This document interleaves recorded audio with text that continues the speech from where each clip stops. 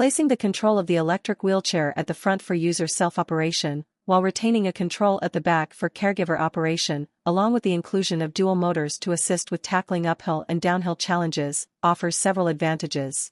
Firstly, the front control encourages users to learn self-operation of the wheelchair, enhancing their independence and confidence in daily life. Users can gradually master the skills of operating the wheelchair and feel more empowered. Simultaneously, the rear control provides an option for caregivers to assist in operating the wheelchair. Caregivers can intervene quickly when needed, ensuring the user's safety. This is particularly valuable for caregivers who need to monitor users constantly, as they can provide assistance at any time.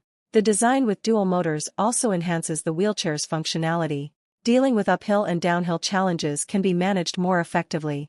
Users and caregivers will feel more stable and secure during movement.